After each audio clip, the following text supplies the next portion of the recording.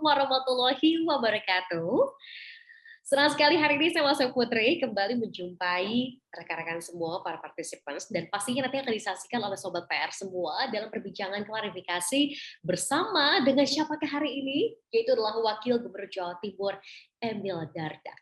Kalau kita bahas kira-kira temanya apa yang akan diangkat hari ini sangat menggambarkan sosok beliau, yaitu adalah paket lengkap Emil Dardak. Kita sapa dulu yang sudah bergabung pada hari ini. Halo Mas Emil, apa kabar Mas? Baik, Mbak Mas Ayu. Sehat Mas? Alhamdulillah, insya Allah sehat.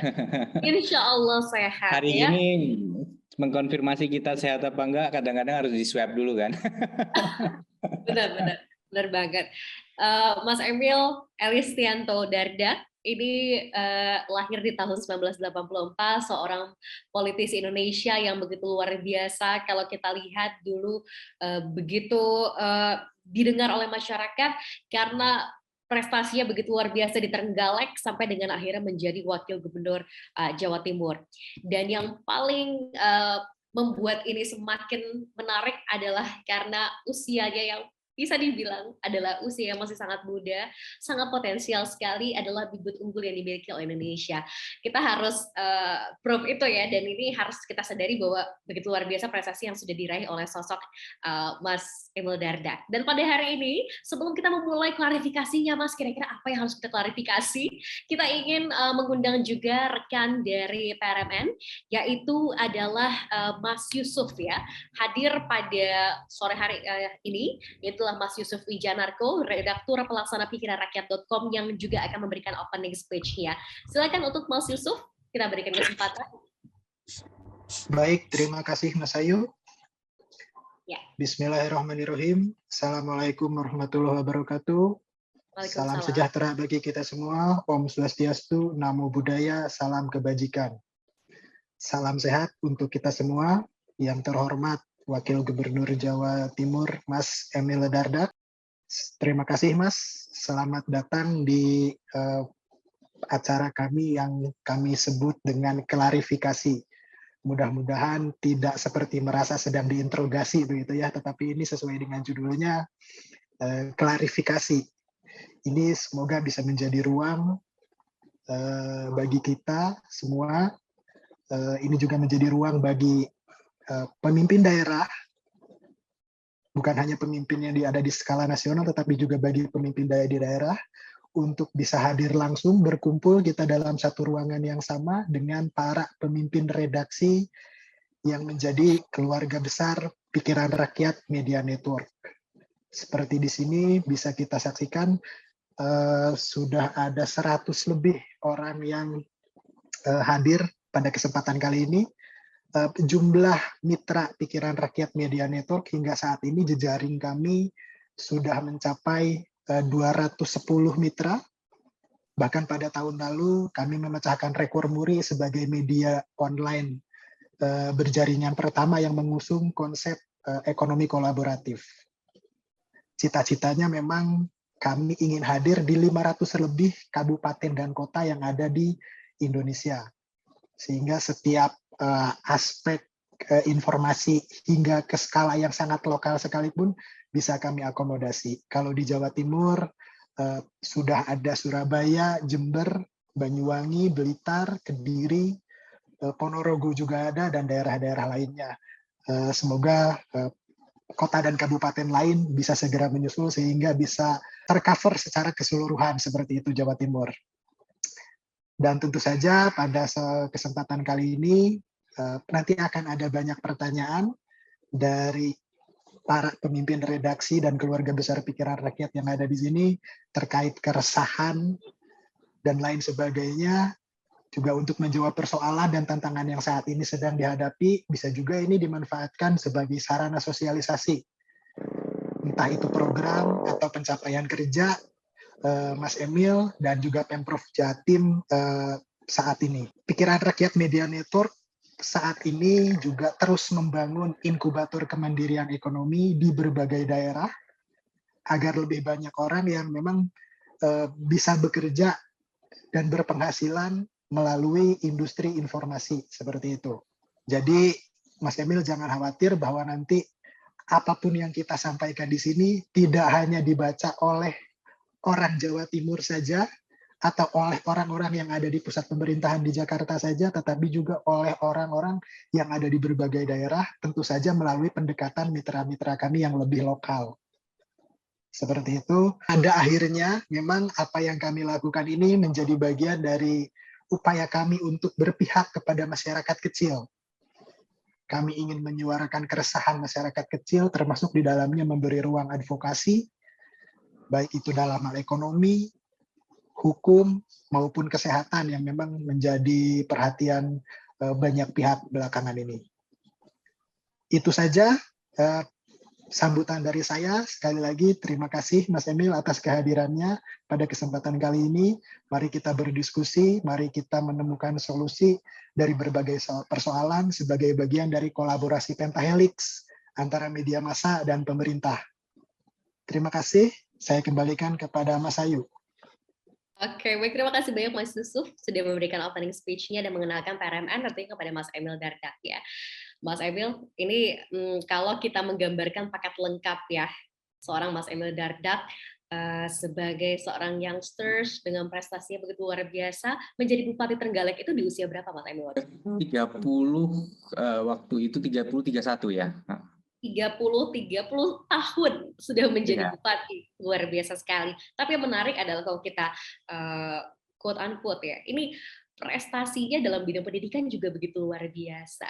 Tapi mungkin tidak banyak ya anak-anak muda yang merasa terpanggil untuk terjun ke politik, dan seorang Mas Emil Dardak dengan latar pendidikan yang begitu luar biasa akhirnya terjun ke dunia politik. Tapi yang menarik, suka suka bermain musik juga, di satu sisi juga dalam sisi pendidikan sangat excellent, tapi terjun juga ke politik. Sebetulnya menyanyi itu dan bermain musik bagi sosok Mas Emil tuh seberapa pengaruhnya sih dalam hidup gitu? Apakah balance nih? Oke, otak kanan, otak kirinya belajarnya ini exactnya oke, tapi main musik juga demikian. Gimana sih awalnya Mas?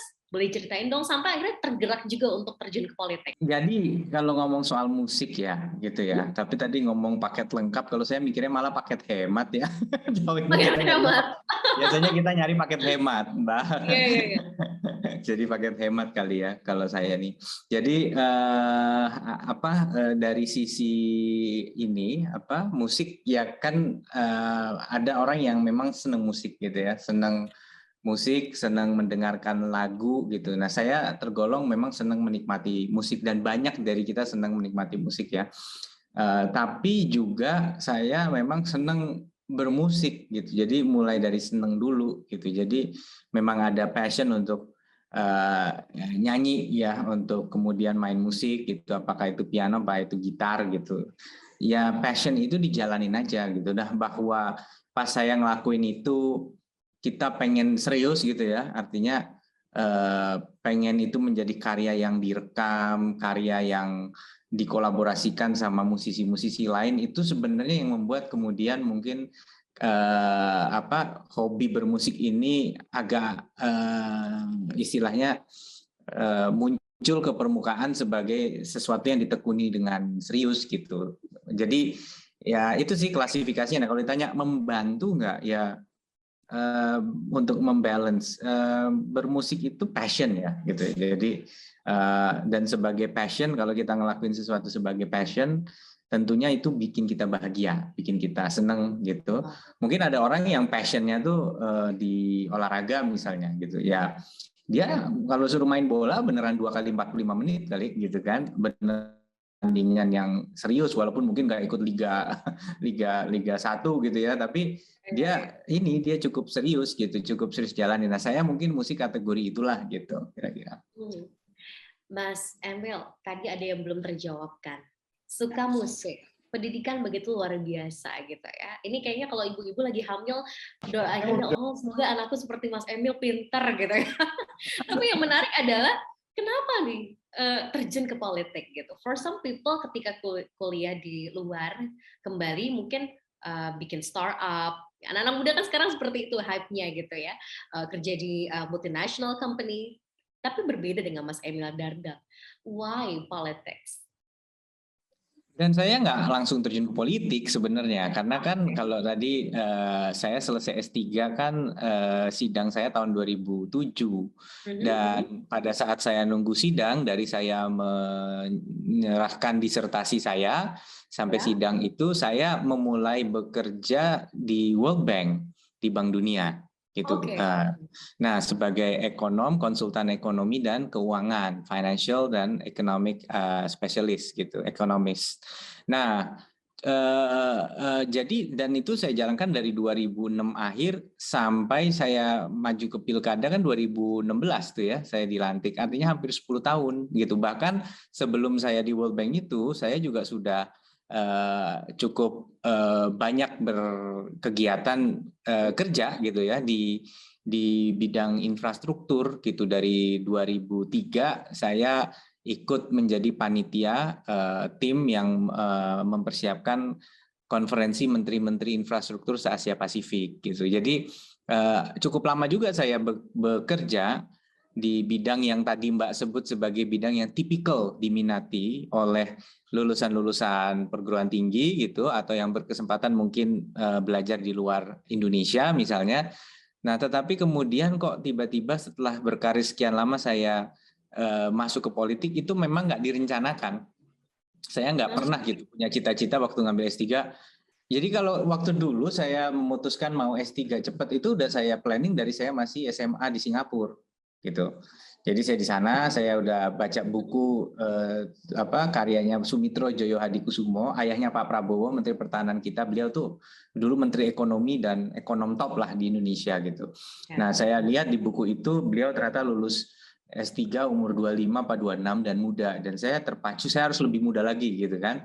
Jadi saya punya target waktu itu paling cepat usia 21, idealnya 22, paling lambat 23 itu harus sudah lulus gitu. Nah, itu saya planning tuh mau sekolah di mana sampai supaya bisa selesai nih gitu. Tapi ya alhamdulillah sekolah luar negeri saya ada beasiswa gitu sehingga bisa sekolah tanpa memberatkan orang tua ya. Dari mulai SMA itu kami kebetulan karena selesai juara 1 siswa teladan di Jakarta, terus saya tertolong untuk mendaftar ke beasiswa ASEAN.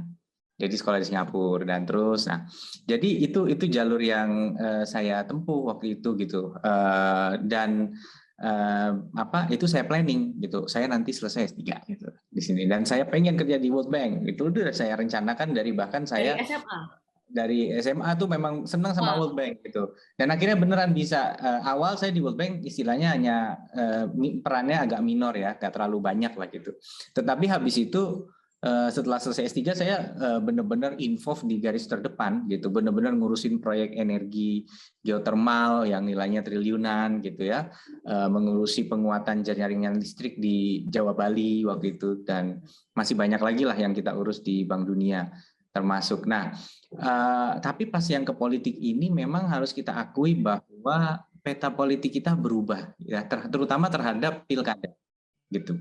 Dan momen ini harus kita akui, pilkada yang paling legendaris itu adalah Pilgub Jakarta 2012. Di situ muncul Pak Jokowi, wali kota Solo, yang memang waktu jadi wali kota Solo juga beliau mulai muncul nih, mulai terdengar gitu gaungnya dengan gebrakan-gebrakan Pak Jokowi gitu. Dan kemudian beliau ke Jakarta maju di Pilgub 2012 gitu, dan seru lah. Dan boleh kita bilang kontestan di Pilgub 2012 juga hebat-hebat gitu ya waktu itu gitu. Kelasnya ada Pak Hidayat Nur Wahid, ada Pak Alex Nurdin, ada Pak Fauzi Bowo sendiri gitu, yang seorang teknokrat hebat sebenarnya gitu ya, dan Pak Jokowi dengan warna politik yang baru. Nah, disitulah kemudian pilkada bukan lagi sesuatu yang orang umum tuh kurang memperhatikan, tapi mereka justru sangat memperhatikan gitu. Dan mungkin itu berbarengan ya dengan berkembangnya media sosial, berkembangnya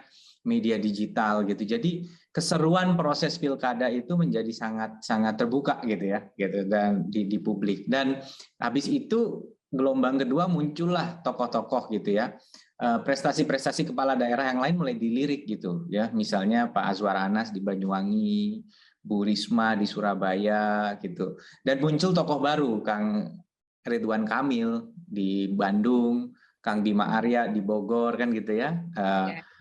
Pak Dani Pomanto di Makassar, muncullah gitu tokoh-tokoh yang kalau kita lihat latar belakangnya Kang RK itu arsitek, ya kan? Arsitek gitu tiba-tiba bisa jadi wali kota. Kang Bima Arya dosen, walaupun memang aktif di PAN tapi beliau lebih kental dosennya gitu. Terus bisa jadi wali kota di Bogor gitu. Jadi ini terbangun gitu sejak 2012 tuh makin terbangun ketertarikan terhadap publik terhadap pilkada. Nah, nggak berarti kemudian saya pengen jadi wali kota waktu itu nggak gitu ya, cuman atau saya jadi bupati, tapi partai-partai juga kemudian melirik wajah-wajah baru, Mbak. Jadi partai-partai itu nyari nih gitu. Nah, waktu itu kemudian akhirnya adalah tersambung komunikasi antara saya dengan tokoh-tokoh partai politik gitu. Ada di Trenggalek dan ada di satu daerah lagi lah, nggak usah saya sebut gitu. Waktu itu sempat ada terjalin komunikasi dan akhirnya kemudian mereka membuka pintu buat saya yang jelas-jelas belum berorganisasi politik sama sekali waktu itu, lebih banyak berkiprah sebagai orang kantoran ya, untuk kemudian maju di pemilihan bupati di Trenggalek gitu. Jadi itu jalan ceritanya dan saya waktu itu Mbak, sambil kerja di BUMN penjaminan infrastruktur, itu saya tiap Jumat sore saya ngejar pesawat terakhir ke Surabaya. Naik mobil ke Trenggalek, beraktivitas biasanya dari Sabtu pagi sampai Minggu malam saya ngejar pesawat subuh hari Senin, subuh saya ke Jakarta langsung kantor. Itu saya lakukan secara rutin terus-menerus sampai kemudian akhirnya saya harus mengundurkan diri karena resmi menjadi calon. Jadi kurang lebih prosesnya 6-7 bulan lah gitu. Akhirnya kemudian saya mengambil keputusan berat untuk mengundurkan diri dari BUMN dan dicalonkan oleh 7 partai politik waktu itu di Trenggalek. Oke, ini menarik ya. Kalau boleh kita kasih semangat buat anak muda, seorang Emil Dardak dia memplanningkan semuanya sejak SMA, jadi bisa dibilang persisten begitu ya, dan semuanya nih passion, semuanya all in. Makanya temanya hari ini adalah paket lengkap. Jangan dibilang paket hemat ya, Mas Emil ya. Oke. Paket hemat kita kalau makan aja nyari paket hemat ya. Iya, kalau makan aja nih. Oke, Mas Emil hari ini karena banyak teman-teman kita juga dari berbagai daerah yang join, kita ingin menyapa ada Mbak Apriani Alfa dari Jombang Update. Halo Mbak Apriani Alfa. Halo, Mas Ayu. Mendengar suara saya? Mbak Apriani. Dengar, Mbak. Silakan Mbak Apriani punya pertanyaan apa nih untuk Mas Emil Dardak? Silakan. Ya. Assalamualaikum warahmatullahi wabarakatuh. Waalaikumsalam. Salam sehat Mas Emil. Ya, perkenalkan saya Alfa, Pimret dari jombangupdate.com, media lokal di Jombang di bawah naungan Pikiran Rakyat Media Network. Ya, membahas mengenai Mas Emil ini ya. Itu popularitas Mas Emil itu menurut saya sih ya tidak lepas dari sosok sang istri Mbak Arumi. Nah, bahkan saat waktu pilkada di Trenggalek seperti itu. Nah, pertanyaannya simpel sih sebenarnya. Apa sih Mas arti seorang istri bagi Mas Emil dalam kehidupan sehari-hari sekaligus di pekerjaan dan di dunia politik? Terima kasih. Oke. Wow, pertanyaannya silakan Mas Emil langsung dijawab nih. Ini menarik juga nih, betul banget. Jadi gini, maju politik itu kan perlu modal dulu ya, perlu modal. Nah, saya memang oke lah waktu saya maju di pilihan bupati waktu itu atau muncul namanya, itu memang saya juga merasa punya rekam jejak di dunia profesional gitu ya, pendidikan juga ada gitu. Tapi memang nggak bisa dipungkiri bahwa fakta saya mempunyai seorang istri yang merupakan pemain film gitu ya, presenter dan lain-lain, itu berpengaruh gitu, sangat berpengaruh. Jadi saya juga nggak boleh menutupi fakta bahwa memang mungkin salah satu hal yang buat saya waktu itu dipertimbangkan tuh ya faktor istri gitu ya. Jadi pernah ada satu momen ya, kalau Anda Google nama saya yang keluar suami Arumi Bahsin gitu. Saya Emil Dardak tuh, itu profesi saya kali ya gitu. Suaminya Arumi Bahsin gitu. Jadi itu fakta dan ya dalam dan kadang-kadang lucunya sampai sekarang saya juga suka bingung gitu. Misalnya artis yang bantu yang jadi politisi gitu. Muncullah nama-nama yang memang beneran menurut saya artis ya. Pasha Ungu, Hengki Kurniawan kan gitu-gitu kan ya, Sekar Gunawan. Terus ada saya gitu bilang, gue artis kapan? Gue jadi artis gitu. Karena gue gitu kan, yang artis gitu. Tapi Ya kan kan? dulu mengeluarkan single kan, betul ya? Ada Ya, single ya, juga. ya, boleh lah. Lagunya dibilang apa? Ya, ya dibilang jadi penyanyi betul juga sih. Tapi saya juga nggak bisa memastikan bahwa jangan-jangan juga lebih jadi artisnya lagi karena faktor pasangan. Walaupun kita juga pernah berkiprah di situ. Nah, tadi pertanyaannya Mbak Alfa kan, terus gimana sih peran istri sehari-hari? Ya penting banget gitu karena ya itu partner kita gitu, dan keputusan waktu dulu mau maju di Trenggalek itu juga diobrolin banget sama istri gitu, dan dia juga kaget gitu, serius masuk politik gitu. Ya merasa bahwa gila, nggak ada omongan ke sini loh sama sekali, dan kita harus pindah. Istilahnya gini, di BUMN di tempat saya bekerja sebelumnya di penjaminan infrastruktur, saya tuh baru promosi gitu, baru dapat pekerjaan baru, langsung melapor ke direktur utama waktu itu. Dan istilahnya ya dari sisi fasilitas sebagai eksekutif perusahaan tuh ya cukup nyaman lah di Jakarta. Kita juga baru pindah ke rumah yang baru mulai nyetir rumah, terus anak juga masih kecil banget gitu kan. Di 2014 artinya mungkin anak itu masih 6 bulan, 7 bulan lah umurnya gitu. Terus kita harus masuk ke politik. Nah, ini kan keputusan berat yang harus dibahas sama istri. Nah, saya juga baru tahu ternyata waktu itu dia ternyata bilangnya ya mumpung masih muda, daripada penasarannya belakangan sekarang aja gitu. Jadi dia sendiri juga nggak terlalu yakin saya bakalan menang waktu itu sebenarnya kayaknya gitu. Jadi dia bilang ya udah diseriusin. Nah, cuman waktu itu memang terus terang ada pilihan nih, ada daerah A, ada daerah B, ada daerah C gitu. Dan justru dia salah satu yang nguatin dan bilang, Mas kalau memang masuk ke politik di dunianya kan keras ya, dunianya banyak makan hati juga lah gitu, karena kita tuh istilahnya akan banyak berhadapan dengan intrik-intrik politik yang keras gitu ya, mungkin pendapat publik yang nyinyir, yang miring dan lain sebagainya. Apa nggak lebih baik kita ngabdi di desa aja, kata dia gitu. Jadi orang tuh lebih merasakan pengabdian kita gitu ketimbang di daerah perkotaan. Waktu itu gitu dia ngomong. Ya akhirnya ya sudah kita pindah ke Trenggalek, dan benar-benar itu walaupun saya punya nenek di sana, kita tuh yang sekarang sudah almarhumah waktu itu kita tuh tinggal di salah satu kamar. Mungkin kalau saya lihat ukuran kamar itu mungkin 3x3 kali ya, 3x2,5 gitu ya. Saya, istri saya, anak saya, dan kita pakai kasur yang nggak pakai dipan, ditaruh di bawah gitu. Terus kita beli lemari. Saya bener waktu itu lemarinya tuh toko-toko Disney gitu aja, cuman beli ya bener-bener seadanya banget gitu. Kita tinggal di sana bareng-bareng anak itu. Dan berjuang dari nol gitu, karena benar-benar mundur dari pekerjaan, ya artinya nggak ada income, ngandelin tabungan yang selama ini ada, dan kita berjuang. Tapi saya juga janji gitu, nggak akan penasaran lagi habis itu gitu. Saya bilang oke, ini satu kita coba, kita maju, ya kalau nggak ya sudah kita akan bangun lagi karir lagi gitu di dunia profesional gitu. Jadi ya itulah penguatan dari istri gitu, dan saya nggak memutuskan itu sepihak, karena yang akan menerima konsekuensinya juga istri dan anak kan gitu. Jadi itulah, dan alhamdulillah juga memang selama kampanye ya faktor dia juga membantu banget gitu, faktor istri. Cuman tiba-tiba hamil itu pas lagi kampanye.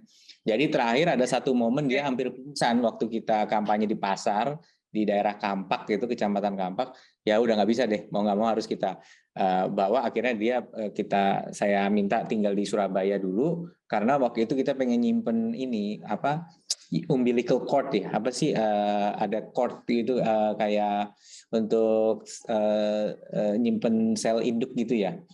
Jadi kalau melahirkan harus jaraknya deket ke tempat, jadi kita ngelahirin di Surabaya waktu itu.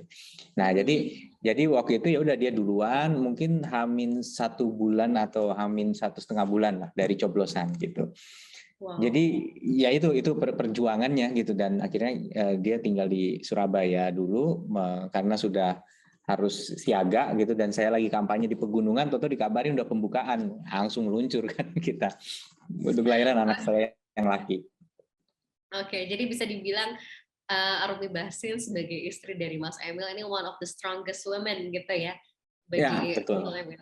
Luar biasa banget ya. Jadi peran istri ini sangat luar biasa karena strongnya itu yang membuat Mas Emil bisa berdiri sampai dengan saat ini gitu. Tapi yang menarik juga ada teman kita dari Halmahera, ada Mas Ahmad Sayuti yang juga mau bertanya nih sama Mas Emil. Halo Mas Ahmad Sayuti dari Suara Halmahera. Halo Mbak. Oke, Mas Ahmad silakan, punya pertanyaan apa nih untuk Mas Emil nih dari Halmahera nih, jauh-jauh nih. Assalamualaikum Mas Emil. Waalaikumsalam Mas Ahmad Sayuti. Dan rekan-rekan sekalian, selamat sore. Saya Ahmad Sayuti Majid dari Suara Halmahera, salah satu jejaring media PRMN di Indonesia bagian timur, Mas. Ya. Langsung saya ke pertanyaan saya, Mas. Tadi kan Mas sudah bicara peran istri kan, sekarang partner Mas di politik ini. Setelah melangkahkan kaki jadi wakil gubernur, mendampingi Ibu Gubernur di pemerintahan tentunya. Mas Emil, bagaimana hubungan personal dan politik dengan Ibu Gubernur?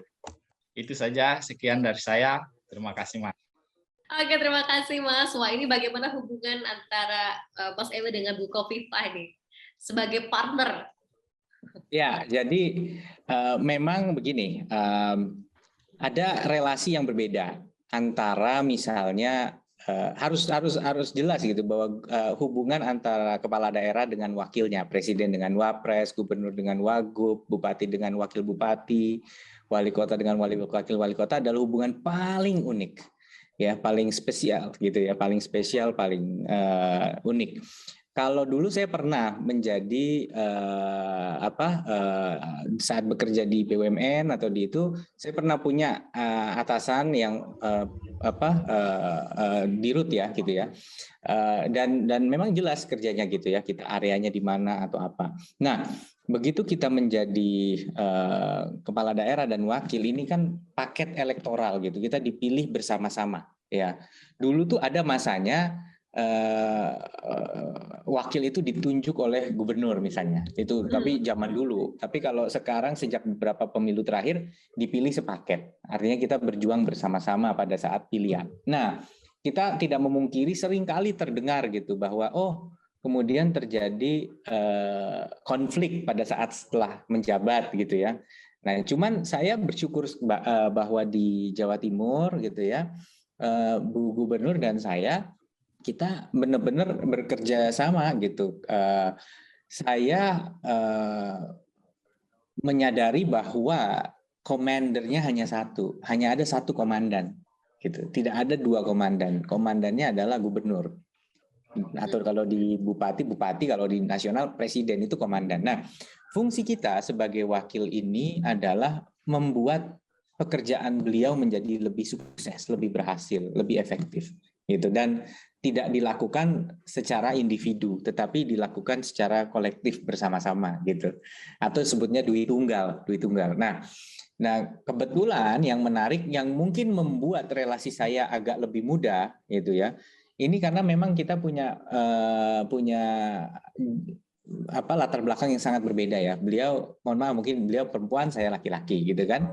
Kemudian beliau adalah senior yang punya jam terbang luar biasa. Saya seringkali dianggap mewakili generasi yang milenial istilahnya. Nah, ini yang kemudian membuat beliau kadang-kadang bahkan cukup sering meminta input dari saya terkait perspektif yang bisa memperkaya apa yang kita sedang lakukan gitu. Nah, termasuk misalnya hal-hal yang berkaitan dengan ekonomi, berkaitan dengan analisis akademis, itu Ibu ngasih ruang. Gimana pendapatnya Mas Emil? Kadang-kadang juga diberi mandat, oke, kerjakan ini gitu. Dan menurut saya itu dan agak mudah bagi saya karena sekali lagi Bu Khofifah ini politisi yang sudah jam terbangnya sudah banyak. Beliau sudah jadi menteri 2 kali, pernah jadi wakil ketua DPR. Dari zaman Pak Harto, beliau sudah pernah terkenal karena bisa berani membaca sebuah pidato yang kritis terhadap pemerintahan dan rezim saat itu gitu. Itu dulu gitu, di zaman Orde Baru, di reformasi beliau jadi penggerak, dan di era Pak Jokowi jadi menteri lagi, dan hari ini jadi gubernur. Jadi disinilah saya melihat beliau itu sebagai sosok yang sangat berpengalaman, sangat kompeten, dan beliau ketua umum Muslimat Nahdlatul Ulama. Jadi beliau juga tokoh agama yang sangat saya segani. Nah, disinilah saya merasa sangat lancar untuk bisa membangun satu relasi di mana jelas sekali bahwa beliau adalah komandernya, beliaulah jenderalnya, gitu. Dan saya harus memberikan kesiapan saya untuk mensupport beliau, ya, untuk mensupport beliau bersinergi, berpikir bersama, menjalankan tugas-tugas strategis yang disuruh, menyiapkan program bantuan sosial kemiskinan misalnya. Mas Emil bikin analisa akademisnya. Pastikan ini secara aturan masuk, komunikasi dengan aparat penegak hukum, komunikasi dengan ini gitu. Itu dikasih ruang gitu. Dan saya ikut tapi ada proses tentunya ya, artinya bagaimana juga kepala-kepala dinas misalnya itu bisa menempatkan diri dengan pas gitu. Artinya mereka juga sadar bahwa gubernurlah jenderalnya, wakil ini posisinya membantu gubernur. Jadi pada saat mereka bekerja sama dengan saya, mereka tahu cara menempatkan diri yang tepat gitu ya. Nggak bisa juga fait accompli tiba-tiba ngeloncatin gitu ya. Seakan-akan oke, semua keputusan di Wagub, nggak ada gitu. Tetapi keputusan tetap di gubernur, tapi kita godok bareng-bareng atau delegasinya sudah dikasih ke saya. Nah, jadi gitu Mas Ahmad Sayuti, insya Allah alhamdulillah saya banyak bahkan mendapat istilahnya kesempatan, peluang dan juga diskusi yang sangat dan saya juga melihat jejak kepemimpinan beliau bersama-sama selama 3 tahun ini sesuatu yang menurut saya sangat menambah motivasi dan inspirasi bagi saya. Oke, luar biasa banget ya. Jadi kerjasama yang dijalin itu ibaratnya saling mengisi apa yang mungkin tadi dikatakan mewakili generasi milenial. Mas Emil mencoba lakukan itu, risetnya juga lebih didalami lagi dan lain sebagainya. Ini penting ya bahwa sebetulnya ternyata gap usia dalam politik pun tidak jadi masalah kalau bisa bekerja sama dengan baik ya. Ada satu yang pengen saya sampaikan Mbak Mas Ayu. Boleh. Kadang-kadang perangkat pemerintahan itu kan PNS permanen ya, mereka akan selalu ada di posisinya, ya nggak sih? Iya dong, karena kan mereka kan itu. Nah, sedangkan saya dan Bu Gubernur adalah pejabat elektoral, kami dipilih oleh publik gitu. Ada janji-janji publik ya, ada hal-hal yang penting yang harus kita bahas. Nah, saya kadang-kadang perspektif itulah yang saya tambah kepada Bu Gubernur. Perspektif yang belum tentu muncul dari birokrat. Tapi karena saya merasa, Bu, kita ini sama-sama berjuang dulu di kampanye, maka publik akan mengharapkan kita begini, publik akan mengharapkan begitu gitu ya. Dan kita harus tahu bahwa hari ini suka tidak suka, masyarakat melirik daerah-daerah lain juga, daerah lain ngapain. Nah, pernah satu waktu itu saya ngintip daerah lain ngapain gitu, ya. Termasuk pada saat Ibu minta, Mas Emil tolong kasih masukan refocusing kita berapa baiknya, gitu. Refocusing, ya tentu sesuai kebutuhan. Tapi kalau sesuai kebutuhan nggak bakalan cukup. Nah, pernah saya kemudian menganalisa Jakarta, Jabar ini segini. Saya share tuh di grup itu. Ada yang nyeletuk balik, kalau kita sesuai kebutuhan aja Pak. Saya bilang, saya kasih, ini angkanya sesuai kebutuhan, saya lempar. Jauh lebih besar daripada itu, dan nggak mungkin kita penuhi. Artinya bahwa kadang-kadang mereka nggak menyadari komparatif itu juga ada pentingnya. Gitu. Artinya bagaimana sih sebenarnya perspektif politik ini nggak bisa dipisahkan dari kebijakan publik, tapi tetap jangan semata-mata politis semua gitu. Nah, disinilah kadang Bu Gubernur dan saya kita suka istilahnya tektokan lah gitu ya. Kita tektokan, ini bahwa ya saya berusaha menjaga karena prinsip saya begini bahwa saya akan berkinerja dengan baik manakala gubernur saya berkinerja dengan baik. Pasti saya akan mendapatkan manfaat sebagai wakil yang mensupport gubernur yang berkinerja baik gitu. Jadi manakala ada ruang di mana saya yakin ini bisa menjadi input pertimbangan yang baik, saya nggak sungkan-sungkan nyampaikan ke Bu Gubernur dan ya di situ ada chemistry-nya, kita diskusi terus akhirnya kita bisa dan lama-lama kepala-kepala dinas juga juga sudah satu ritme lah dengan kita gitu. Kita bisa sama-sama ngerti dan nggak ada nih kecurigaan kalau pas lagi Pak Wagub lagi begini tuh ini untuk dirinya sendiri atau untuk Bu Gubernur, kan itu yang bahaya kan gitu.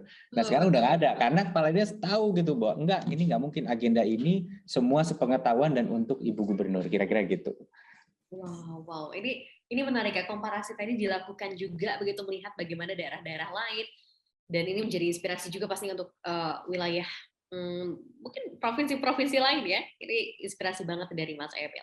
Oke, kita akan lanjut ke Mbak Ayunida dari Kabar Besuki. Halo Mbak Ayunida. Halo, selamat sore. Assalamualaikum warahmatullahi wabarakatuh. Selamat sore Mas Emil dan rekan-rekan. Saya dari Kabar Besuki dari jaringan PRMN daerah Banyuwangi. Saya mau bertanya nih, sebagai seorang wakil gubernur Jawa Timur, apa sih tantangan terbesarnya dan apa saja target program pemerintah Jawa Timur tahun ini? Terima kasih. Wow, oke, baik. Silakan Mas Emil, kayaknya pasti udah hafal banget nih jawabannya nih. Ada dua macam pertanyaannya, sebagai wakil gubernur Jawa Timur atau sebagai pemerintah provinsi Jawa Timur, dan itu tentu dua hal yang berbeda. Kita harus akui bahwa sebagai wakil gubernur Jawa Timur, saya sudah cerita tadi kan seninya bagaimana mengelola relasi dan menyadari posisi dan peran gitu ya. Untungnya saya menjadi wakil dari seorang gubernur yang kompeten gitu ya dalam konteks ini, sehingga ya oke gitu. Saya tentu tidak mungkin lah policy yang diambil oleh gubernur itu 100% sama dengan apa yang saya ingin ambil, karena beliau punya perspektif yang lebih luas gitu. Di meja beliau ada tumpukan berkas yang lebih banyak, ada stakeholder yang lebih luas yang harus beliau perhatikan, yang belum tentu masuk ke dalam pemikiran saya, sehingga tidak mungkin sama persis apa langkah yang diambil oleh beliau dengan apa yang saya lakukan gitu. Nah, ini yang selalu saya hormati, saya hargai gitu. Jadi pada saat orang misalnya mengatakan kenapa Ibu A, kenapa Ibu B, saya bilang ya buat saya pasti akan lebih sederhana melihat segala permasalahan, karena kompleksitas itu tidak nyampe ke saya tapi ada di levelnya Ibu gitu ya. Walaupun akhirnya karena kita berkomunikasi saya dapat info terkait kompleksitas A, B, C dan ikut membantu untuk menyelesaikan itu. Nah, itu positioning sebagai wakil tadi harus benar-benar menempatkan diri dengan tepat gitu ya. Kalau kita kemudian tidak menempatkan diri dengan tepat, kita akan menjadi wakil gubernur yang hanya dua pilihannya. Bahasa Jawanya istilah kebanteran itu, kemudian malah dalam arti kita itu malah menghilangkan efektivitas kinerja tim, atau sebaliknya kita terlalu pasif sehingga kontribusi kita menjadi kurang efektif gitu. Nah, tapi sebagai Pemprov Jawa Timur secara keseluruhan, Jawa Timur ini provinsi yang tergolong maju di Indonesia. Volume perekonomiannya kedua terbesar di Indonesia gitu ya. Kedua terbesar di Indonesia. Anggarannya tidak kedua terbesar ya. Anggarannya masih lebih besar Jawa Barat. Tadi saya baru hitung katanya sekitar 70% anggarannya Jawa Barat lah gitu kita. Tapi ekonomi kita justru terbesar kedua. Jadi dibandingkan dengan setelah Jakarta adalah Jawa Timur. Tapi di Jawa Timur itu ada dua dunia. Banyak anak-anak yang jadi juara olimpiade. Tapi banyak juga daerah-daerah yang angka putus sekolahnya masih tinggi, rumahnya belum punya sanitasi. Jadi ini ada dua dunia, dua masalah. Nah, ekonomi kita itu tidak bisa sepenuhnya mengandalkan sumber daya alam ya di Jawa Timur. Luas kita 48.000 km persegi, penduduknya 40 juta. Sebagai ilustrasi, di Malaysia luasnya 3 kali lipat Jawa Timur hampir, penduduknya cuma 30 juta. Di Belanda luasnya 42.000, lebih kecil sedikit tapi hampir sama, penduduknya cuma 17 juta. Australia penduduknya 27 juta, jauh lebih luas lagi dari kita. Artinya apa? Memang tidak, patokannya bukan hanya sekedar luas ya, tapi bahwa memang ini provinsi yang amat sangat padat. Amat sangat padat. Nah, oleh karena itu kita harus benar-benar mendorong lapangan kerja yang memang sifatnya lebih bernilai tambah tinggi, membutuhkan intelektualitas tinggi. Sedangkan kita masuk di era disrupsi yang luar biasa sekarang. Jadi pekerjaan itu terbagi, entah pekerjaan yang benar-benar istilahnya sangat-sangat ini ya mungkin skillnya tidak terlalu diperlukan, tetapi juga income-nya tidak tinggi, atau benar-benar pekerjaan yang benar-benar high level thinking, engineer kelas tinggi, kreator kelas tinggi gitu ya. Nggak bisa tuh pekerjaan nanggung-nanggung bermodalkan ijazah S1, terus kita pinter ngetik, pinter ngelola, itu udah cukup. Enggak, itu kerjaan itu yang mulai tergantikan oleh mesin, tergantikan oleh pola-pola kerja WFH dan lain sebagainya gitu ya. Orang sekarang pembukuan tergantikan oleh cashless transaction sekarang ya kan gitu. Jadi udah otomatis tinggal bank ngeprint gitu udah cukup, nggak perlu lagi ada yang ngurus pembukuan tiap hari dan lain sebagainya. Nah, inilah yang kemudian pola yang terjadi ini menjadi tantangan buat kita karena sistem edukasi kita ini pun juga sedang kita benahi sekarang kan. Nah, makanya untuk Jawa Timur ini dua dunia. Di satu sisi saya akan bicara ya bersama Freeport mengenai smelting plant. Kita membuat katoda tembaga, bagaimana industri turunan petrokimia, bagaimana industri turunan dari material dolomit misalnya mengandung magnesium. Pokoknya high tech banget lah kita bicara mengenai kawasan ekonomi khusus digital, klaster animasi yang kita kembangkan di Malang. Wah, Millennial Job Center, program kita untuk memberdayakan anak-anak muda menuju profesi digital seperti content creation, 3D printing, data scientist, dan lain sebagainya. Yang mungkin kalau saya pergi ke desa, itu suka ditanya, Pak, kami itu masih lapar, Pak, gitu. Itu terlalu jelimet gitu. Bapak tuh mentang-mentang lulusan luar negeri kali ya, gitu kan, mikirin sesuatu yang nggak berurusan sama kami. Tapi kalau itu nggak kita lakukan, Jawa Timur akan kehilangan daya saingnya untuk tadi menjadi motor ekonomi gitu. Karena 1/5 perdagangan volumenya Indonesia itu ada di Jawa Timur.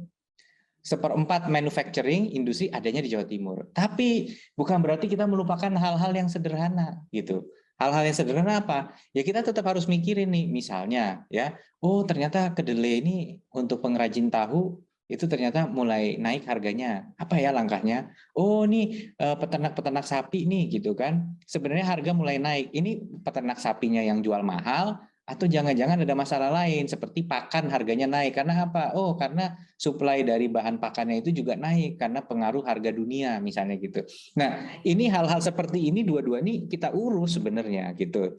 Jadi kadang-kadang pada saat energi ini kita investasikan ke ekonomi masa depan, kepada industri 4.0, kepada data big data dan lain-lain. Ini secara politik juga kalau kita ngomong jumlah orang ya, secara kuantitas ini nggak menarik. Nggak menarik secara politik ya gitu. Karena apa? Karena hal-hal ini hanya dipahami oleh segelintir orang gitu ya, segelintir saja yang memahami gitu. Nggak kebayangkan saya kemudian turun ke suatu daerah yang dominan pedesaan terus bicara mengenai ini loh tren artificial intelligence, big data gitu kan.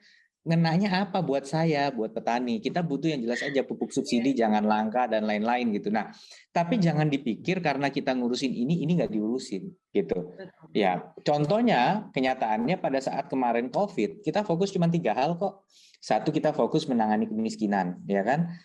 Dan kita pengen menurunkan kemiskinan pedesaan gitu. Yang kedua, kita fokus kesehatan. Yang ketiga, pertanian. Gitu.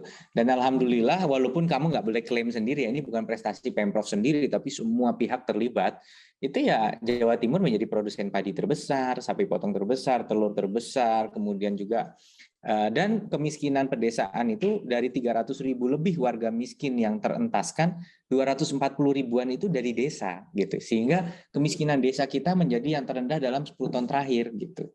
Itulah yang kemudian bahwa kita ini fokus juga kepada desa gitu. Tetapi ingat ya, komposisi penduduknya itu 50% di desa, 50% di kota. Jadi itu tantangan terbesarnya Mbak Nida, bahwa secara jumlah penduduk dan isu tentunya urusan-urusan yang tadi itu lebih secara politis lebih rewarding lah, lebih menghasilkan secara elektoral gitu ya.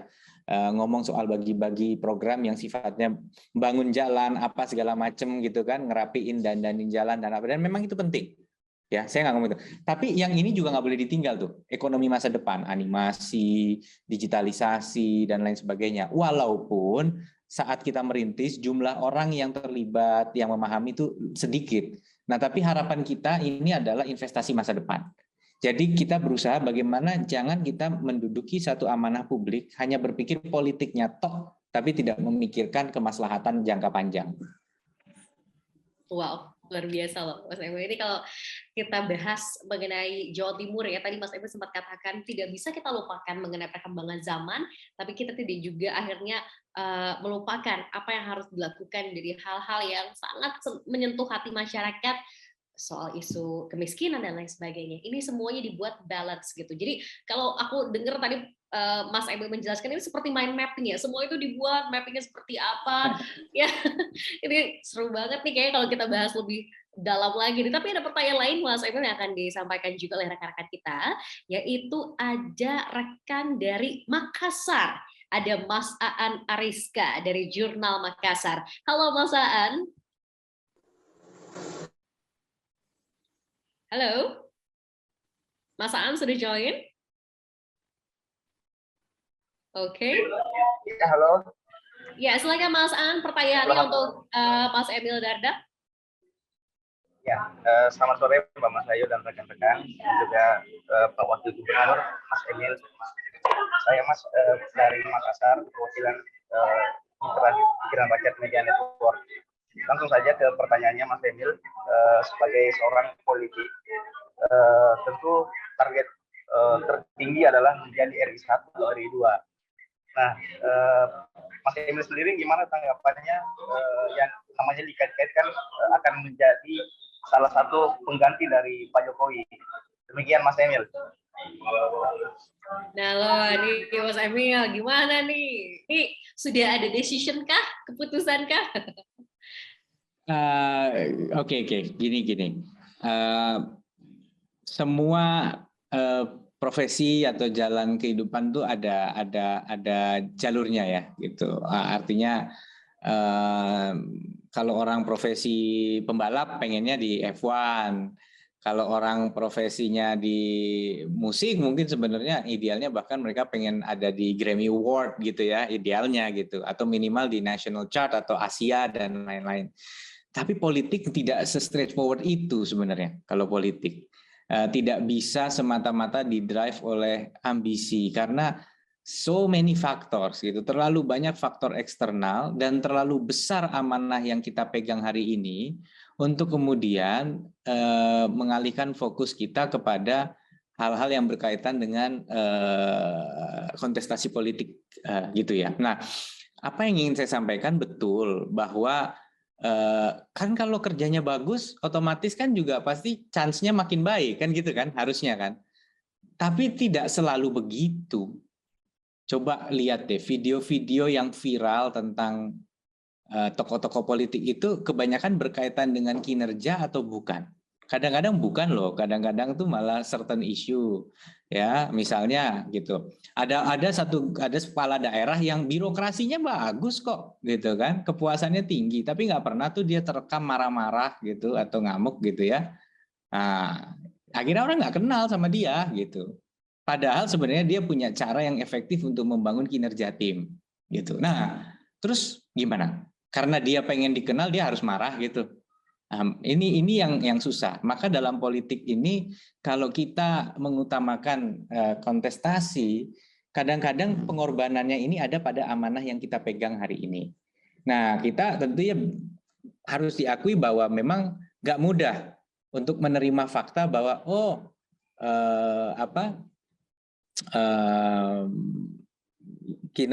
kinerja saya tidak linear dengan katakanlah elektabilitas misalnya gitu kan.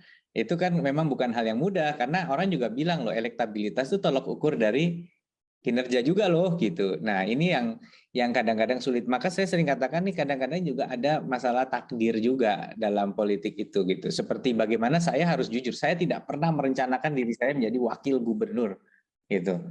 Dari bupati jadi wakil gubernur itu memang juga ada situasional yang ternyata Bu Khofifah memerlukan wakil yang komplementer dengan beliau, mewakili generasi muda tapi punya pengalaman kepala daerah dan merepresentasikan wilayah Mataraman. Waktu itu jelas kriterianya. Mataraman itu Jawa Timur yang bagian perbatasan Jawa Tengah, Kediri, Madiun, Trenggalek, Tulungagung dan lain-lain lah gitu ya.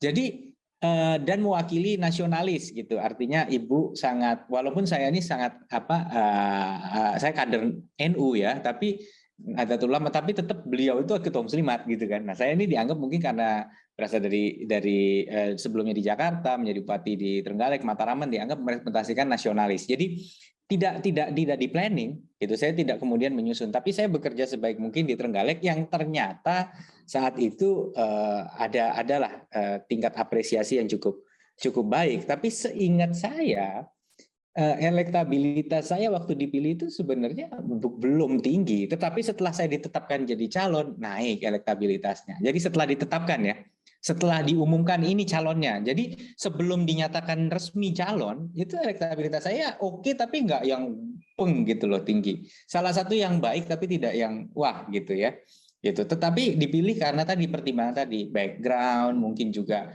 kinerjanya bagaimana itu diteliti, terus akhirnya Bu Kofifa dan para kiai memilih saya sebagai wakil. Mungkin juga ada lah tokoh-tokoh politik lain yang saya jangan sebut lah di sini, sensitif ya, yang kemudian juga mensupport. Tapi Bu Kofifa sendiri mengambil decision final untuk memilih saya. Nah, sama dengan itu tadi, bahwa nama saya katanya masuk dan lain sebagainya, itu sesuatu yang menurut saya ya tentunya tidak boleh menjadi distraction terhadap amanah hari ini, gitu. Ya, jadi hari ini kalau ada isu yang penting, misalnya, oh saya harus ngurus, hari ini kita ada nih urusan birokrasi yang penting banget, yang butuh energi saya harus habiskan mungkin minimal 3-4 jam meeting soal itu, dan isinya nggak boleh saya buka ke publik, gitu kan. Jangan karena kemudian tiba-tiba ada ruang untuk kontestasi, lantas ini nanti aja lah, saya cari sesuatu yang lebih muncul, nggak bisa gitu. Tetapi ya kita coba balance juga, gitu. Itulah sebabnya ya publik nih tolong ya, kalau kadang-kadang kita menampilkan apa yang kita kerjakan sekali-sekali ya, nggak perlu, jangan lantas dipikir itu pencitraan gitu ya, atau apa, karena memang publik juga, dari mana publik tahu pemimpinnya kerja kalau nggak begitu dipublikasikan. Nah, which is why itu juga penting. Ya mempublikasikan tuh nggak gratisan gitu, dalam arti bukan sesuatu effort yang sederhana. Kita perlu juga membuat tim SDM yang memadai, kemitraan yang memadai, kan kira-kira begitu ya. Nah, inilah yang saya harap juga publik bisa menerima manakala pemerintah melakukan juga upaya-upaya public relation, tentunya yang wajar ya. Itu artinya tidak di luar kewajaran gitu, karena ya ini penting.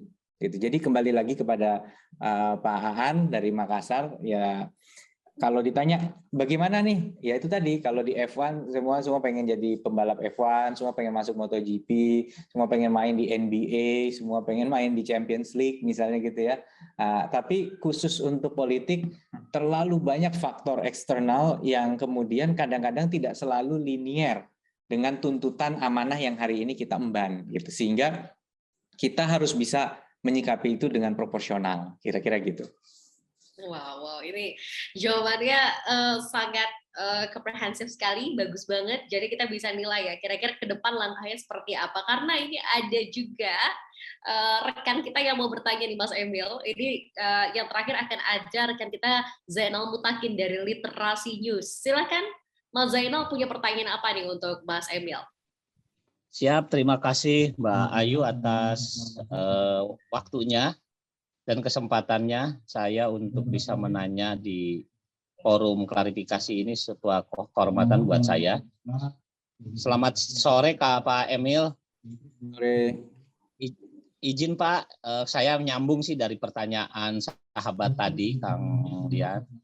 Ini soal ini berandai-andai kira-kira Pak. Ini soal berandai-andai. Karena yang namanya ke depan itu kan kita andai-andai nih Pak. Jikalau ini Bapak, andai kata gitu kan, kira-kira Bapak memilih di nanti itu apakah ke DKI gitu kan, menjadi nyalon menjadi gubernur Jawa Timur, atau DKI gitu kan, atau di RI 1 gitu kan. Apalagi dengan wacana akan adanya revisi terkait undang-undang usia capres, kira-kira ada revisi gitu kan, ada revisi terkait capres usia 35. Kira-kira akan memilih mana Pak? Andai katanya gitu Pak. Pak Emil. Ini seperti ujian ya, itu A, B, C. Ya, ujian. Kayak soal ujian nih. Terima kasih Mas Ayu. Andai kata ada soal ujian seperti ini, kira-kira mau jawab A, B, C? A, B, atau C? Ya. Dan Pak Mas Zainal Mutaki tahu betul bahwa dalam sejarah media bertanya hal seperti ini kepada siapapun yang menduduki jabatan publik atau di politik, pasti jawabannya sama, bahwa tidak mungkin menjawab sesuatu berbasis andai-andai kan. Jadi, tapi satu hal yang ingin saya sampaikan bahwa pada saat kita sangat ya terjun di dalam apa yang kita kerjakan hari ini, kita seakan-akan bahwa ini sesuatu yang memang akan kita lakukan forever gitu. Artinya hari ini saya adalah abdi masyarakat di Jawa Timur, saya seorang wakil gubernur gitu ya, bersama dengan Bu Khofifah, saya ingin Bu Khofifah juga menjadi gubernur yang sukses gitu. Ya, ini format yang menurut saya bisa berjalan dengan ya pada saat kita fokus di Gojek, ya kita nggak akan mikir opsi A, opsi B, opsi C, pasti ya seakan-akan ini bahkan jalan terus gitu. Itu kan yang sebenarnya kita pikirkan dari sisi ya kita all in lah, sama lah kayak Mbak Mas Ayu mengerjakan sesuatu. Ya kalau yang namanya orang lagi semangat nggak mungkin mikirin oh soalnya besok saya akan ngerjain yang lain, kan nggak kan gitu. Jadi kalau ditanya sekarang kepada saya kan pasti begitu, naturalnya begitu, bahwa continuation dari apa yang diamanahkan hari ini akan menjadi hal yang sangat penting gitu. Tapi tidak ada satupun orang yang kemudian politisi yang bisa menjamin apa yang terjadi, jangankan 2 tahun ke depan, bulan depan aja nggak bisa dijamin gitu. Iya. Oke. Jadi kita lihat ke depan, tapi yang paling pentingnya adalah bagaimana Mas Emil dan juga Bu Khofifah terus bekerja sama, bisa mewujudkan apa itu program dan janji kepada masyarakat. That's the most important things yang harus dilakukan ya. Ini penting banget karena Jawa Timur ini luar biasa banget kalau kita lihat tadi dari sisi ekonominya, dari sisi manufaktur dan lain sebagainya, ini bisa dibilang di Indonesia ini 1/4 sepertiganya semuanya di Jawa Timur. Oke. Nah, Mas Ayu itu biasanya Mas Emil punya kejutan kalau di akhir klarifikasi. Ada kita kuis dadakan ya Mas Emil ya. Aduh, ya, kuis ngeri gampang susah nih, tapi yakinlah Mas Emil bisa jawab ya. Oke. Jadi ada 4 tokoh yang akan Mas Ayu sebutkan nama-namanya ini. Nanti Mas Emil boleh menjelaskan, mendescribe orang-orang ini dalam sebuah kalimat ya. Mudah sih, yakin sih buat Mas Emil ya. Oke. Kita buat agak deg-degan dulu boleh ya? Oke, yang pertama ini adalah sosok yang saat ini tengah memimpin Jawa Tengah, ya, yaitu adalah Bapak Ganjar Pranowo. Kalau bisa didescribe dalam sebuah kalimat, bagaimana sosok Ganjar Pranowo untuk Mas Emil?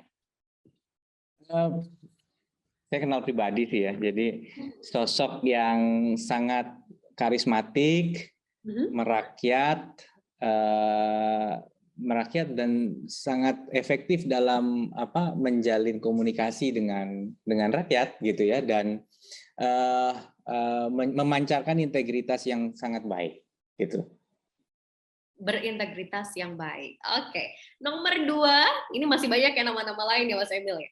Nomor 2 ini saat ini tengah memimpin Jawa Barat ya. Tadi sempat di-mention oleh Mas Emil terkait dengan sosok Kang Emil. Panggilannya Kang Emil juga nih, Kang Ridwan Kamil.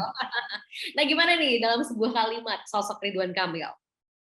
Beliau tentu sosok yang cerdas dan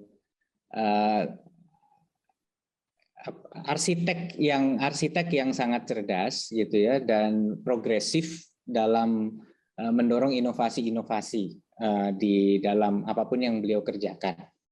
Oke. Nomor 3, ada 4 ya. Nomor 3, Arumi Bachir. Soulmate.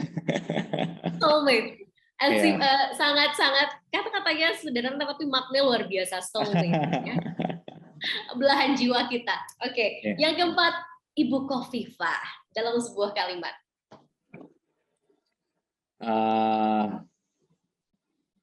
Pengabdian, apapun yang dia lakukan itu pengabdian. Jadi Bu Khofifah itu memang mengabdi, dan dalam pengabdian beliau ada kemampuan yang luar biasa secara intelektual, secara emosional, dan secara spiritual ya, untuk menjalankan pengabdian itu. Luar biasa. Sudah kuisnya ya, kita sudah bisa membayangkan ternyata Mas Emil bisa menilai bukan hanya dari sisi personal, tapi juga dari sisi kinerja pemimpin-pemimpin tersebut gitu ya. Mas Emil, karena tadi kita sudah dengar seorang Mas Emil sudah mempersiapkan semuanya, bahkan sejak SMA, nggak banyak anak muda melakukan itu. Di tengah literasi membaca yang juga harus terus ditingkatkan untuk anak-anak Indonesia. Apa pesan dari seorang Emil Dardak untuk para youngsters di luar sana, para milenial, agar mereka sadar bahwa 2045 ini Indonesia ke depan ada di tangan para pemuda-pemudinya? Apa yang ingin Mas Emil sampaikan? Ya, baik. Saya rasa banyak generasi milenial yang galau ya, karena ini masa transisi gitu. Mungkin bagi generasi X ya, artinya kelahiran 65 sampai kelahiran 80, itu mereka punya panutan ya yang jejak hidupnya bisa diikutin gitu ya. Jadi sekolah yang rajin, ijazahnya bagus, kemudian dapat kerja mapan, hidup kerja di perusahaan yang mapan atau kerja di pemerintahan, pokoknya gitulah.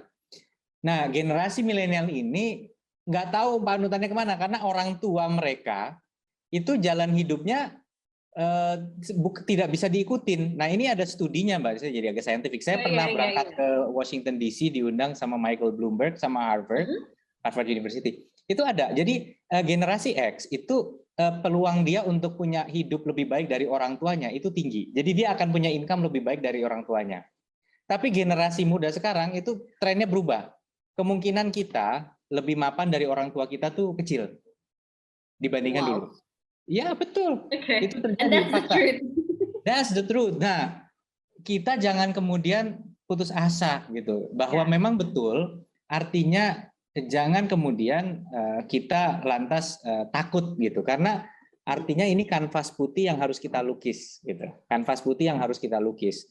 Jadi saya tuh pernah bilang begini, bayangin deh kalau kita umur misalnya 35 gitu ya, 35 misalnya, kemudian kita ngerasa bingung, aduh gue salah jurusan deh dulu kuliah gitu. Kenapa akhirnya opsinya dia apa ya, ngelakuin sesuatu yang general aja, yang gue bisa aja gitu, nggak pernah bagaimana saya menguasai ilmu lain gitu, nggak pernah. Pasti dia hanya oke, ya udah saya sarjana bidang ini, kalau saya buka bisnis ini kan gitu kan. Dan kemungkinan rata-rata orang bisnis antara dia lari, mohon maaf ya dengan segala hormat, biasanya lari ke kuliner atau ke yang standar, atau kadang-kadang ke perdagangan, atau alumga, apa lu mau gua ada kan gitu kan, palu gada gitu. Palu gada. Tapi jarang ada yang kemudian pengen mendalami ilmu baru gitu. Padahal sebenarnya coba bayangin, kita kuliah 4 tahun ya. Kalau kita umur 35 ambil kuliah lagi ya sampai 39 lah, 4 tahun, kita kemudian bisa sisa hidup kita itu bisa kita fokuskan ke profesi yang baru gitu. Nah, saya berharap generasi muda yang merasa galau jangan sungkan untuk belajar lagi gitu. Ambil lagi. Nah, dan sekarang nggak harus S1, dia bisa belajar misalnya ngambil sertifikasi gitu ya. Ambil course gitu ya, banyak banget nih ya sekarang sebetulnya ya. Betul, dan sekarang tuh orang tidak bawa biodata lagi, yang dibawa tuh portofolio, karya yang dicari orang. Bukan cuma sekedar CV, saya lulusan ini, IP saya segini, udah nggak gitu. Yang dicari sekarang udah pernah ngerjain apa gitu, portofolio gitu. Apakah secara profesional ataukah secara organisasi atau secara volunteer gitu ya. Tapi ada karya, oh iya loh, saya bisa ngerjain ini. Dan yang orang suka lupa di lowongan kerja, biasanya ada 7 syarat gitu ya, dari mulai ijazah, terus ada tuh berpenampilan menarik, berkomunikasi efektif, bisa bekerja dalam tim, bisa bekerja di bawah tekanan, kadang bisa mengendarai mobil dan lain sebagainya. Tapi kita cuma fokus yang satu doang, ijazah mulu. Nggak pernah ada yang latih gimana cara berpenampilan menarik. Nggak ada yang pernah melatih gimana berkomunikasi. Saya pernah tuh membuka job fair waktu itu, terus saya tanya gitu, kalian tuh sudah di briefing belum nanti komunikasinya gimana Pak? Jadi saya ingin nyampaikan kepada generasi muda, jangan takut untuk belajar hal baru, untuk bahkan banting setir. Karena terlalu tidak adil untuk hidup kita divonis hanya karena selembar ijazah yang kita pegang. Gitu. Ini keren banget sih. Jadi sangat memungkinkan misalkan lulusan psikologi belajar coding misalnya ya Mas Emil ya? Iya, belajar coding atau desain grafis atau fotografi atau ya bisa. Bahkan kemarin itu kita pernah bikin video klip itu, nah tapi ini ekstrim sih ya, makeup artisnya itu sarjana kedokteran, tapi harusnya jadi dokter ya. Cuman menunjukkan bahwa passion bisa dipersu, tapi akhirnya dia akan ngambil apa? Dia mau ngambil spesialis di bidang kecantikan, dokter kecantikan gitu. Tapi artinya passion, ada sarjana hukum yang kemudian mendalami fotografi karena dia ini. Jangan kemudian dibilang kamu nggak serius jadi orang hukum, bukan. Tapi ya itulah hari ini bahwa banyak sekali ruang profesi yang bisa kita ambil. Betul, wah keren banget ya. Jadi sekarang bukan hanya sekedar IPK-nya berapa, tapi soft skill, hard skill apa yang kita punya untuk kita bisa sustain, bisa mungkin bersaing bukan hanya dengan bangsa sendiri, tapi juga ini kayaknya udah bisa bilang global citizen ya. Semua orang tuh sudah bersaing dengan warga dunia gitu ya, Mas Emil ya. Mbak Mas Ayu, biasanya orang kuliah itu keputusan ngambil jurusan apa, umur berapa ngambilnya? Rata-rata? 17? Approximately 17-18 kayaknya. Mungkin nggak hidup seseorang itu diprediksi dengan benar saat usia dia 17-18 dan sisa hidupnya sampai insya Allah kalau seumur Nabi 65-70 gitu ditentukan pada saat dia 17-18. Iya kan, kemungkinan salah pilih itu sangat tinggi, maka jangan ragu-ragu untuk mempelajari sesuatu yang baru. Ya tentu akan ada masalah teknis lah, terus gue makan apa selama lagi belajar, ya itulah nanti itu kan harus kita pikirkan bareng, tapi jangan langsung mengatakan saya tidak mungkin belajar sesuatu yang baru, mengambil jalur karir yang baru gitu. Wow, luar biasa banget. Terima kasih banyak Mas Emil Dardak sudah ngasih wisdom-nya bagus banget, advice-nya bagus banget gitu ya hari ini. Jadi kita berharap nanti para milenial, siapapun itu yang mendengarkan, lebih bagus lagi para orang tua untuk terus menyemangati anak-anaknya, untuk terus self-improvement, perbaiki terus, banyakin soft skill, hard skill-nya supaya anak-anak kita bisa bersaing dan bisa mungkin menjadi penerus Emil Dardak ke depannya hingga mencapai 2045 nanti and seterusnya gitu ya. Terima kasih banyak Mas Emil Dardak, terima kasih juga untuk seluruh participants hari ini. Kita berharap perbincangan diklarifikasi bukan seperti menginterogasi, tapi lebih kepada mengklarifikasi sosok paket lengkap dari Emil Dardak ini. Thank you so much, terima kasih banyak Mas. Dari Mas Emil Dardak sudah menyempatkan waktunya hari ini. Kita berharap nanti bisa ngobrol-ngobrol lagi. Mungkin kalau Mas Emil akhirnya memutuskan apakah itu tadi mau Jatim 1, DKI 1, atau RI 1. Amin, Mas ya. Karena nggak bisa berandai-andai ini kata-kata Mas Emil ya. Oke, baik. Terima kasih. Ada lagi Mas?